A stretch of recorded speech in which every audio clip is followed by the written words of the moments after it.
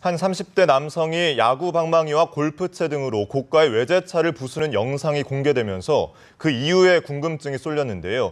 알고 봤더니 차량의 잦은 결함에도 교환이 이루어지지 않은 데 대한 분풀이였습니다. 이 내용을 포함해서 한 주간의 주요 이슈들을 여상원 변호사와 짚어보겠습니다. 어서 오세요. 안녕하세요. 올해 3월에 2억 9천만 원짜리 고가의 외제 승용차를 리스로 출고를 했는데 6개월 동안 3차례나 주행 중에 시동이 꺼지는 현상이 발생했다고 합니다. 화가 날 만도 한데요. 일단 이 정도 결함이라면 업체에서 어떻게 대응을 해주는 게 일반적인가요? 우선 약관이 있을 겁니다. 리스 약관. 거기에서 해결되는 게 우선인데 이런 경우는 리스 약관에 없는 경우가 많습니다. 워낙 명백한 민법에 의해서 해결될 수 있는 거기 때문에 이게 원래 차의 고유한 결함이냐 아니면 사용자의 부주의한 결함이냐 이걸 잘 따져야 되고요.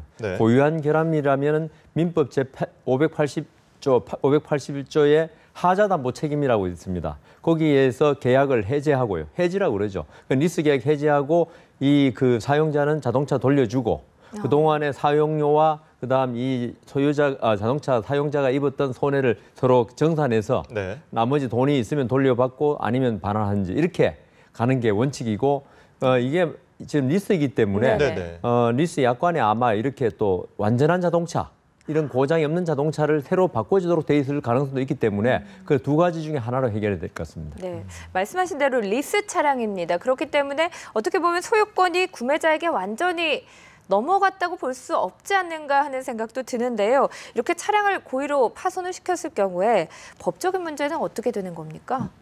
리스는 이 리스 대금을 완전히 완납할 때까지는 자동차 소유권이 리스 회사에 유보되어 있습니다. 그렇기 때문에 자기 자동차는 아무리 때려 부수더라도 아무 죄도 아닙니다만은 자기 손해 나고 마니까. 근데 남의 소유물을 이렇게 부수면 비록 자기가 사용하고 있더라도 재물 손괴죄가 성립하죠. 이것은 나중에 자동차를 부숴가지고 나중에 말씀드릴 기회가 있을지 모르지만 손해배상을 해야 될 거 아닙니까?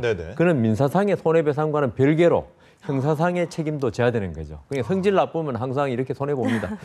이 업체도 분명히 적절하게 처리를 잘 못한 것 같은데 이 30대 남성도 역시 대응이 글쎄요, 조금 미숙하지 않았나 이런 생각이 드네요. 아마 그 충동을 조절 못하는 사람인 것 같습니다. 그러니까 아무리 자기가 우리 많이 겪는 게 남한테 좀 손해봤다 할 때 성질 욱해가지고 때리거나 이러면요. 같이 형사입건이 돼버려가지고 별로 손해배상을 못 받더라고요. 네, 알겠습니다. 자, 다음 사건 한번 짚어보겠습니다. 서울의 한 빌라 주차장에 세워져 있던 차량에서 화재가 났는데 그 트렁크 속에 여성 시신이 발견됐습니다.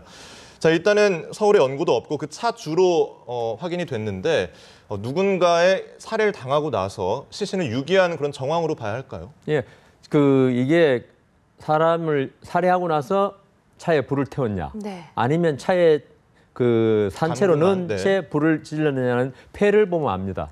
이게 화기가 있느냐 없느냐. 왜냐하면 사람이 죽어버리면 호흡이 없기 때문에 폐에 아무런 거스름이라든가 이런 게 없거든요. 그다음에 이제 주저흔이라고 있습니다. 주저흔이 아니라 사람이 어떤 경우에 살려고 막 몸부림친 거 그게 있느냐 없느냐. 요걸 보면 아는데요.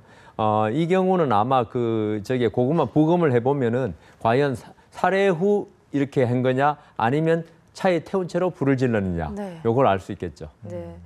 보통 유기된 시신일 경우에 우리가 좀 인적이 드문 곳에서 발견이 되는 게 일반적인데 이번 같은 경우에는 빌라 주차장에서 발각이 됐습니다. 어떻게 보면 좀 발각되기 쉬운 곳이라고 볼 수 있을 텐데요. 그러니까 이거는 수사에 혼선을 주게 한 거죠. 그러니까 본래 사람 죽였으면 이렇게 살해한 다음에 트렁크에 넣어가지고 다른 저수지나 이런 데 보통 돌 매달아 뼈때린 게 원칙 아닙니까? 그런데 불 태운 거 보면은 이게 완전히 흔적을 완전히 없애기 위한 거고요. 그다음 이 연고도 없는 아파트에 갖다 놨던 거는 수사팀이 이 아파트를 중심으로 수사를 우선 하게 돼 있지 않습니까? 그동안에 자기는 시간을 벌 수 있고 이런 식으로 수사에 혼선을 주게 한 것으로 보입니다. 지금 유력한 용의자 40대 남성이 수배 중이라고 하는데요. 경찰의 수사 상황을 좀 지켜볼 필요가 있을 것 같습니다.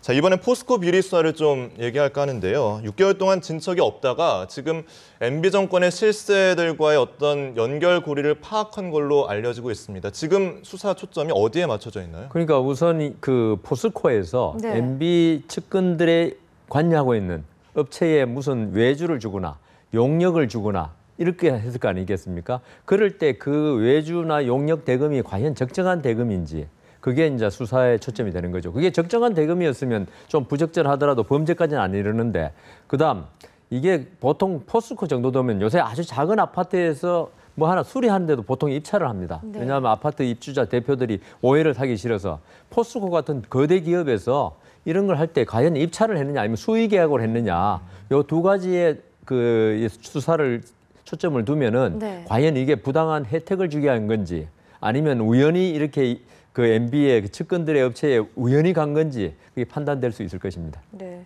그 불법 정치자금 수수 혐의로 1년 2개월 동안 수감이 됐던 이상득 전 의원이 2년 만에 또 법의 심판대에 설지도 관심사인 것 같은데요. 지금 거론되고 있는 MB 정권 실세들 사법 처리 여부 어떻게 전망하고 계십니까? 약간의 정치적인 고려가 좀 들어갈 수밖에 없는 사건인데요. 제 생각에는 그 박 대통령이 지금 계속적으로 원칙에 의한 뭐 이런 여러 가지 강조하고 네네. 그다음 뭐 이번에 이재현 씨도 사면 대상에서 제외하고 할 정도로 이런 부분에서 엄격하기 때문에 만일 이게 그 사실로 드러날 경우에 그리고 지금 친이들의 어떤 그 정치인들의 행태 이런 걸 박근혜 등의 배신의 정치 아주 싫어하지 않습니까? 네네. 그런 걸 볼 때 만일에 이게 사실로 드러나면 우리 이상득 전 의원도 또다시 고초를 겪을 가능성이 많겠다 네. 이런 생각이 듭니다. 정준영 전 회장을 불러서 고강도의 조사를 계속해서 했는데 이 정도 된다면 수사가 상당히 진척된다고 봐야 되는 그렇죠. 거겠죠? 재벌 회장이라든가 네. 어떤 저명한 기업인 아니면 정치인을 검찰에서 불러 조사할 때는요.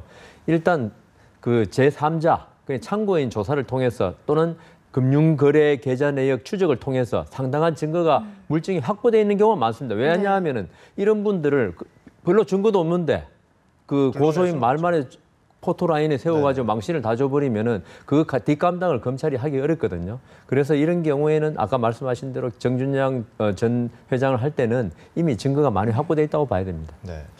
알겠습니다. 자, 끝으로 이제 대표적인 군 의문사 사건 하나만 얘기해 보겠습니다. 허일병 사망 사건. 결국 대법원에서도 이게 자살인지 타살인지 결론을 못 내렸는데요. 일단 1984년 무려 31년이 지났습니다. 결국 결론 내지 못한 이유는 어디에 있나요? 그러니까 이 살인이라든가 그다음 강간, 강도 이런 강력 사건 네. 여기는 수사 시점에서 멀어질수록 증거 확보하기 힘들어집니다. 특히 사망 사건 같은 경우는 사람의 신체량이 계속 부패하고 그대로 뭐 있지 않거든요. 그래서 그리고 증인도 점점 없어지고 이 때문에 이 31년 전, 그게 84년 즉시 그때 수사가 제대로 행해졌으면은 그래도 타살인지 자살인지 이거 뭐 우리나라 법의학 수준은 상당히 높거든요. 밝혀질 수 있을 것인데 왜 타살해놓고도 자살로 위장하는 경우 다 밝혀내지 않습니까? 그런데 너무나 시간이 많이 흘렀다. 네. 그러니까 그 사건 초기에 정확한 수사가 이루어지지 않았던 게 지금 이런 사태가 이른 것 같습니다. 이렇게 사인은 좀 미궁에 빠지긴 했지만 어쨌든 부실 조사는 인정이 돼서 유족들에게 3억 원 배상 판결이 나왔는데요. 뭐 돈으로 모든 게 해결되지는 않겠지만 1심에서 보니까 9억 2천만 원의 배상 판결이 나왔었더라고요. 이게 너무 줄어든 거 아닌가 하는 의견들도 있습니다. 그게 좀 전에 말씀드린 대로 이게 자살 타살에 대해서 아마 그 재판관들이 네. 지금 확신이 없는 겁니다. 1심에서는 그래도 타살 혐의에 대해서 판사들이 중점을 두고 네네. 타살이라면 국가가 엄청나게 잘못한 거죠. 9억 원 이상의 배상금이 나는데 항소심에서 아마 국가 측 소송 수행자가 자살이라는 그 심증을 네. 엄청나게 강조하고 재판부도 이게 자살인 타살인 대부분도 지금 못 가릴 정도니까 그 자신이 없으면 사실 판사들이 좀 타협적인 판결을 하는 경우가 있습니다. 그래서 약간 타협적인 금액이 아닌가 그렇게 생각됩니다. 흔히 군부대에서 이런 폭행이나 사망 사건이 발생하면 아무래도 조직이 폐쇄적이다 보니까 이 수사에 대한 믿음을 좀 못 주는 경우가 좀 종종 있거든요. 이 사건 말고도 뭐 김은중의 사건도 있었고요. 앞으로 이런 좀 군 의문사를 좀 근절하기 위한 제도적인 보완책이 좀 필요하지 않을까 그래서 싶습니다. 제가 윤희병 사건 때 한번 네. 작년에 윤희병 사건 아마 크게 났지 않습니까? 말씀드렸는데 지금은 이 군법 회의에 넘기는 게 어떤 전시 비상 사태에서 어떤 민간 재판이 담당할 수 없는 부분 있지 않습니까? 네네. 즉결 처분하고 빨리 이게 전쟁에 응해야 되는데 이런 경우 그러니까 이 군대 내에 특유한 사건의 경우에는 그 군 수사대 헌병이죠. 그다음 군법 그러니까 군 검찰관 하는 게 맞는데 이런 거는 지금 그 허일병 이런 경우는 사실 군대 내의 조직하고는 전혀 관계없는 어떤 일반적인 사건이거든요. 이런 사건에 대해서는 이 군에서 자체 처리할 게 아니고 민간 검찰이나 이렇게 할 수 있도록 네. 아니면 최소한 개입할 수 있도록 해야지 그렇지 않고 좀 전에 말씀하신 대로 이걸 군에 맡겨놔 버리면 아무래도 뭐 군 지휘관이 네네. 어떤 자기의 그 어떤 도덕적 책임이라든가 지휘 책임을 갖다가 지지 않기 위해서 이걸 조금